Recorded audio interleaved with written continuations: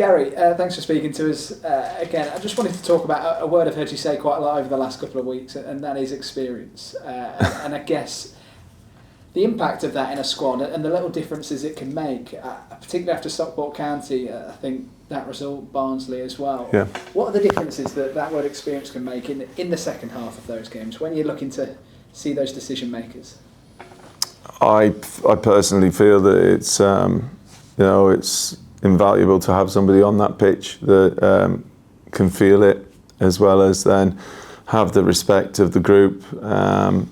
We've had it here last season, and it's something that we're trying to address at this moment in time, because I think what we do have is we have a fantastic young group, full of energy, full of enthusiasm,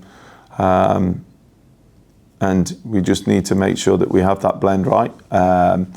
I think that it's something that we're working towards, and I just think that the role models, especially obviously we're not going to bring somebody in that's got experience but who's not a good person. But I think just the day-to-day chatting with them in the dressing room, at the dining table, pushing them sort of like in and around the training ground, just watching. So, for example, if I use Jake Beasley as an example for the younger strikers, to just see how he conducts himself, how he prepares, first in, last out, how he looks after his body, the distances that he's covering in games, the batterings that he's taking, but still been getting it up. It's just something I feel that's really important. Yeah. So. All successful squads that I've been involved in have had that good blend than that of experience and youth. And is it sensing moments in games as well? Yeah, 100%. I think if you brought the Stockport game up, for example, and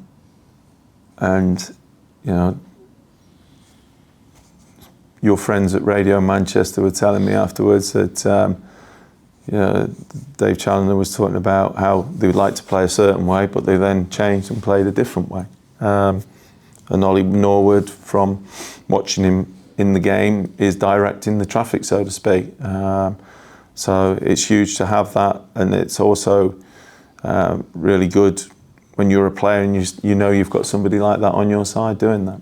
Do you feel like you'll be able to get that player in? Well, it's very difficult. The market is crying out for it. A lot of these types are dying breeds now, and obviously then the ones that are available, they come at a premium, and we have to compete with that for sure, but we're always realistic with what we can try and achieve.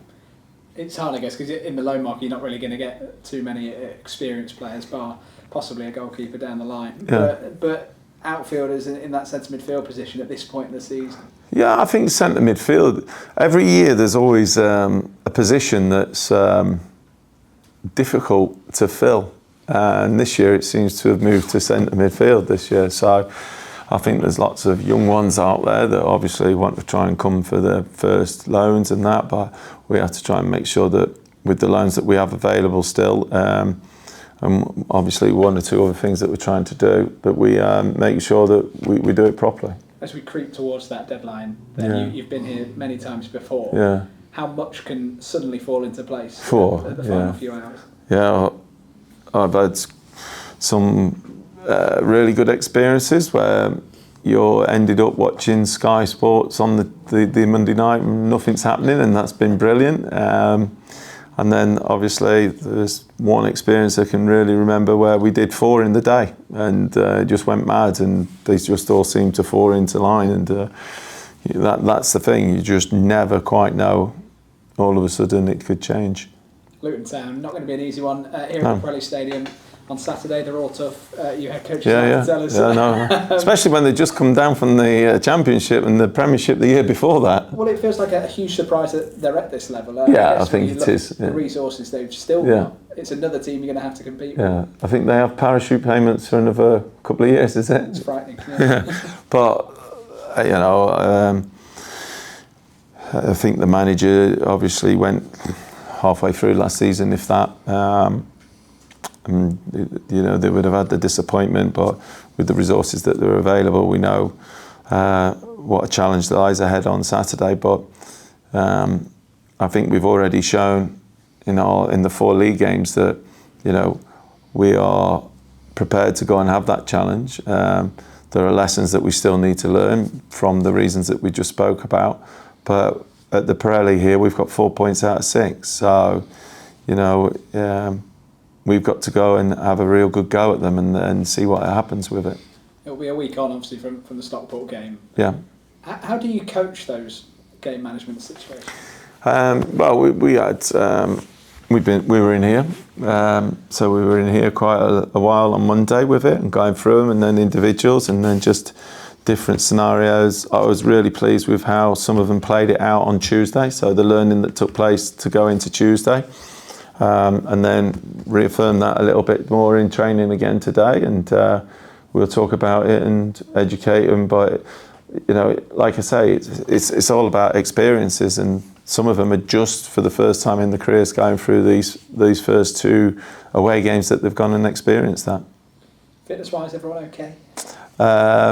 Gilly picked an ankle injury up last week at Tranmere, should be okay next week. Finderlap came off on Tuesday and has got to follow protocol on that. Okay. Cheers, Gary. Thank you. Follow protocol being his head then? It was, yes. Yeah, yeah. it was a bang on the head, wasn't it? Yeah. So that's follow protocol means he's out this weekend? This weekend, yeah. Yeah, okay. Just a couple of things. Do you think opponents are paying extra attention to Charlie Webster since that those 2 goals on the opening day? I don't know to answer that question honestly.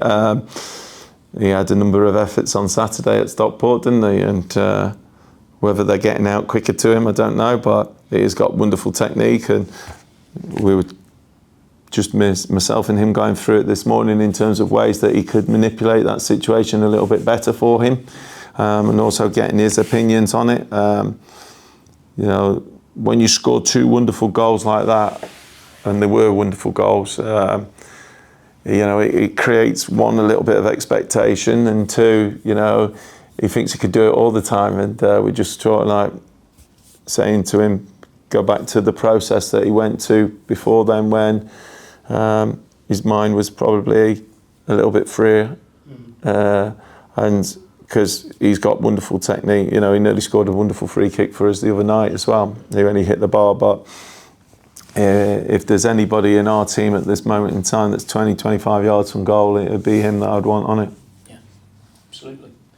And with regard to the forwards, yes, it's not that you're not creating opportunities, is it? No. It feels like, you know, things could click in but, every. yeah. Some of the supporters have said we could have won all 4 games.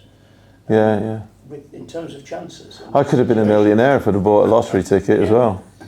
No, I understand that, and that's a bit tongue in cheek, and but I think the pleasing aspect is that we're producing those chances, creating those chances. I think as a coach, as a striker, when you're not having those chances, then, but it is the collective. We need everybody to be contributing goals. I was delighted that Doak scored from a set piece.